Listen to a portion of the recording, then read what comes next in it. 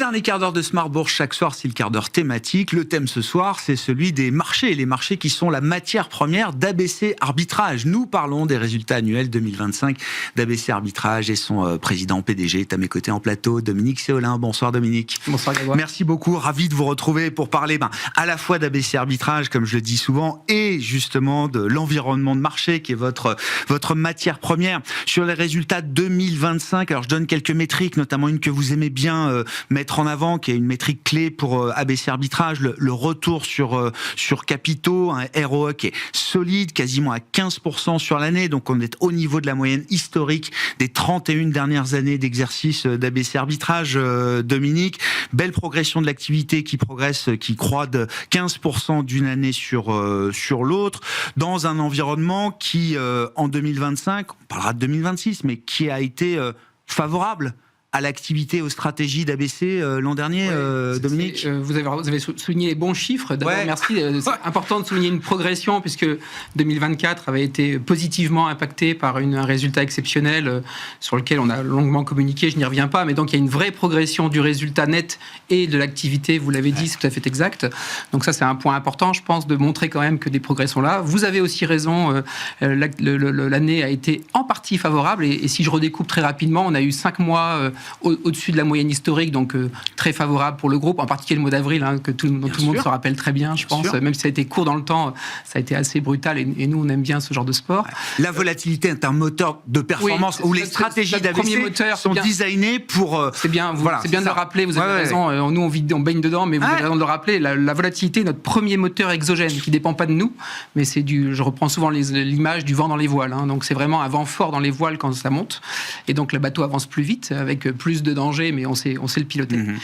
Donc 5 mois favorables, voire même très favorables en avril, vous avez raison. 4 mois bien moins favorables, on s'en souvient pas, mais juin, septembre sont 4 mois quand même moins favorables pour l'activité. Et puis un dernier trimestre moyennement favorable, mais dans lequel le groupe a su tirer son épingle du jeu, c'est tout à fait exact. Un point que vous mettez en avant pour rester encore sur 2025, c'est que les encours, alors qu'ils sont autour de 250, l'ordre de grandeur, 250 millions, vous notez quand même qu'il y a une forme d'inertie.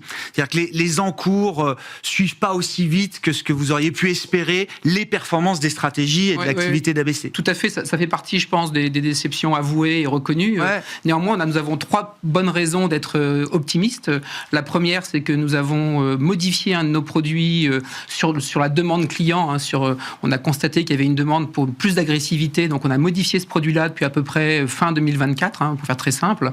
Donc ça fait 1 an que ce produit est modifié et il produit d'excellentes performances avec plus de 10% sur la part de l'art en 2025 et puis depuis le début de l'année 2026 plus de 7,5% dans des environnements difficiles. Donc on démontre à nouveau cette capacité à performer dans des environnements compliqués, en tout cas complexes.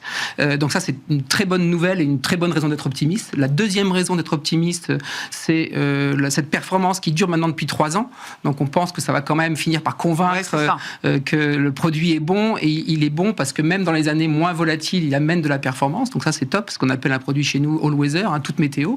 Et puis la troisième raison, c'est que le pipeline se remplit. Alors j'utilise souvent l'expression, je ne fais pas le malin tant que c'est pas signé, je suis méfiant, mais en tout cas le pipeline se remplit parce que nous avons avec les 2 premières raisons de quoi convaincre, et donc ça c'est plutôt tout à fait positif. C'est qu'il y a toujours un peu d'inertie, les c'est plus long que je n'aimerais. C'est plus long que je n'aimerais. J'aime bien avoir un peu de track, effectivement, avant les due diligence sont plus longues, tout est plus long, mais en tout cas sans garantie, nous avons des raisons d'être optimistes. Vous communiquez là dans cette à travers la publication de vos résultats annuels, vous communiquez également sur ce quasi premier trimestre 2026. Vous allez jusqu'à la date du 20 mars pour communiquer sur votre activité, et force est de constater que là, vous êtes dans un environnement, alors vous le qualifiez de difficile, mais dans lequel vous manœuvrez plutôt bien là, sur ces 3 premiers mois. Oui, on a 2 raisons de ce joli résultat ou cette jolie progression en base de comparaison 2025. On compare à l'ensemble de l'année 2025. Et donc la première raison qui est à nouveau la volatilité, donc c'est une raison exogène, elle ne dépend pas de nous, mais elle est là. Et ça, pour nous, on sait que c'est favorable. Et donc clairement, on a toujours su faire, on se rend compte depuis un certain temps, vous le savez. Et donc ça, c'est vraiment une raison exogène. La deuxième raison, c'est que les investissements réalisés depuis quelques années amènent des progrès, y compris dans cette zone-là. Et ça, depuis 1 an, 18 mois, on pense qu'on a réussi à installer un effet qu'on appelle chez nous double turbo. C'est-à-dire, avant, on avait un turbo dans la volatilité, et maintenant, on a un double turbo. Donc, on a une nette accélération des résultats dans ce type d'environnement. Et ça, c'est des améliorations structurelles que vous avez apportées à vos stratégies. C'est quoi ? C'est de la R&D, concrètement? Exactement. Ça veut dire, exactement. C'est des stratégies qui peuvent être un peu complexes. Vous avez raison, parfois, ça fait un peu boîte noire. Non, mais je ne l'ai pas dit comme ça. Parce que d'ailleurs, certaines de vos stratégies sont réservées à des clients professionnels, institutionnels, exclusivement, sophistiqués, et même exclusivement. Donc on n'est pas dans l'univers du retail. Non, vous avez raison. Mais il y a des améliorations structurelles. Là. Oui. Alors les améliorations peuvent être, j'allais dire, technologiques, mais aussi en termes de modèles d'approche du marché, de finesse, de compréhension et d'amélioration finalement de chaque brique du Lego. Toutes les équipes y ont contribué. Bravo à elles, parce que franchement, les progrès dans cette zone-là, le fameux, ce que j'appelle le double turbo, est vraiment présent. Alors on l'a confirmé en avril 2025, on le reconfirme à nouveau au premier trimestre. Il faut le confirmer tout aussi régulièrement que possible, évidemment, mais en tout cas, je suis très confiant sur cette zone de double turbo. Vous vous livrez à l'exercice également alors des perspectives de marché 2026. On n'est pas dans la prévision, mais dans ce qui vous anime en matière de réflexion. Une réflexion importante, c'est que peut-être que le régime de volatilité est en train de changer structurellement dans les marchés. Vous dites, alors le VIX, ça c'est votre manière de catégoriser les choses, est de rentrer en zone 3, en régime de zone 3. Qu'est-ce que ça veut dire et qu'est-ce qui vous fait imaginer qu'il y a peut-être un changement structurel de régime de volatilité? Mon découpage est forcément un peu subjectif, mais on a découpé avec les équipes en 3 zones. Une zone inférieure à 15 de VIX. Le VIX étant un bon proxy, un bon approximateur. Ça, c'est la mer calme, quoi. Voilà, on appelle ça la no-life zone ou la dead zone chez nous. Donc, c'est vraiment, vous avez tout à fait raison, la mer calme, c'est très bien. Une zone de 15 à 18 ou 15 à 20, 18-20 étant la moyenne historique du VIX sur 10 ans, 18 et sur 30 ans, 20.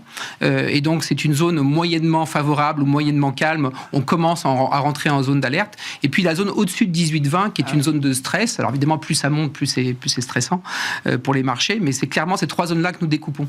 Et donc, ce qu'il faut bien comprendre et bien retenir, je pense, c'est que sur les 40 dernières années, la période exceptionnelle, c'est pas celle que nous vivons maintenant, c'est celle que nous avons vécue de 2012 à 2022-2023, ce que j'ai souvent appelé la période des banques centrales. Hein, c'est vraiment une période atypique qui a amené la zone 1, donc la fameuse dead zone, très majoritaire dans cette répartition du VIX weekly, enfin en semaine ou même daily, donc le journée.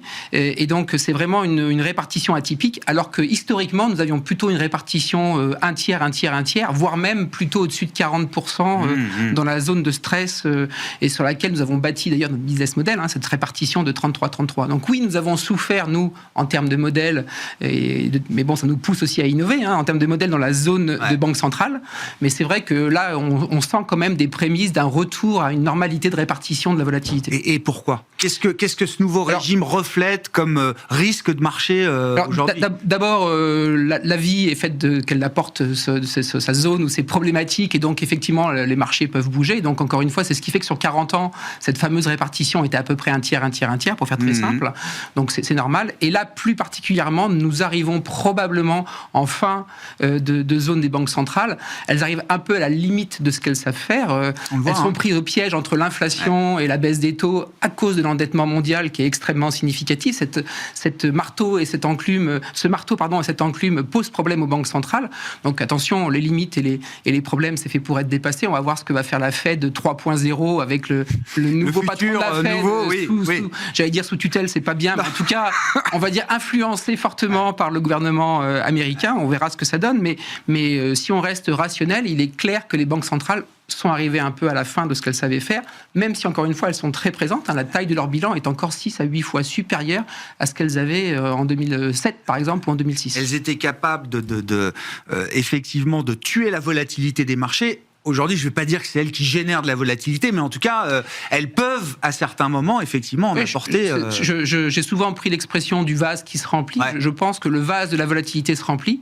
Ça ne veut pas dire que c'est certain, ça ne veut pas dire que les banques centrales ne seront pas encore à la manœuvre dans le futur, mais en tout cas, la probabilité de retrouver une répartition un tiers augmente step by step. Et alors, je traduis là le titre de l'Outlook 2026 pour les marchés. Alors, c'est sous forme de question, mais 2026 pourrait être the year of the Great Reckoning, l'heure de la grande addition. Bah oui, à un moment, on va falloir payer peut-être nos propres turpitudes. C'est-à-dire, en fait, je rappelle que les dettes mondiales, en 10 ans, ont augmenté de plus de 50%, passant de 200 000 milliards à plus de 340 000 milliards, à quelques milliards près.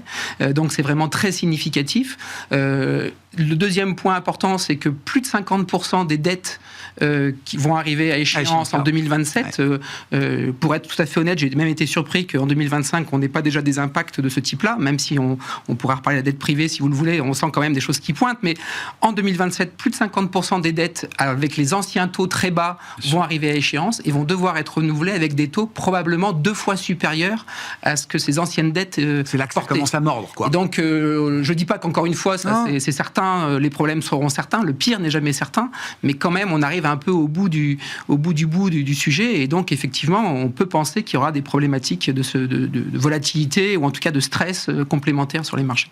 Bon, dernière question, Dominique, je laisse de côté le sujet du crédit privé, on en parle tous les jours dans l'émission, ça fait partie des points de vulnérabilité potentielle effectivement des marchés américains, et donc ce qui se passe aux États-Unis généralement a plutôt tendance à se diffuser un peu en dehors également des marchés américains. Comment on amène ABC Arbitrage, coté en bourse bien sûr, à une capitalisation boursière de plus de 500 millions d'euros, puisque ça fait partie des objectifs du nouveau plan Momentum 2028. Oui, alors pour être tout à fait honnête, on a toujours eu cet objectif, ouais.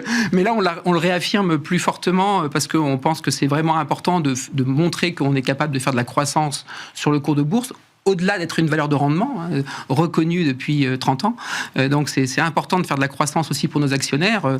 Le cours de bourse actuel est décevant par rapport à nos annonces, par exemple d'hier, et j'en suis désolé pour nos actionnaires, mais c'est à court terme, à charge à nous de démontrer le plan en question. Et en particulier, je suis convaincu que si nous arrivons à monter les encours sous gestion, et donc à monter quelque part des recettes récurrentes, et de monter ce fameux résultat bas récurrent, alors je pense que nous aurons de quoi crédibiliser une valorisation qui ira chercher les 500 millions et plus. En tout cas, c'est bien l'objectif. Ouais.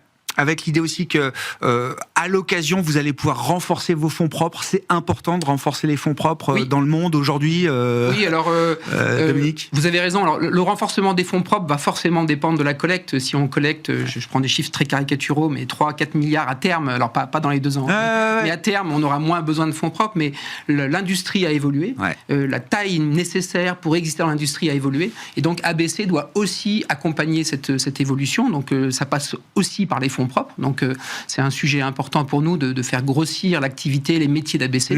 Et puis, le deuxième point, j'allais dire encore plus simple ou encore plus plein de bon sens, c'est qu'en fait, avec des rentabilités comme nous savons les produire, je pense que pour les actionnaires, c'est intéressant de profiter de cette rentabilité en direct et non pas seulement par des commissions de gestion. Merci beaucoup, Dominique. Merci de venir régulièrement, 1 à 2 fois par an, parler de l'activité d'ABC Arbitrage, évidemment très directement liée à l'environnement de marché et à l'activité de marché. Dominique Séolin, le PDG d'ABC Arbitrage, était l'invité de ce dernier quart d'heure de Smart Bourse ce soir.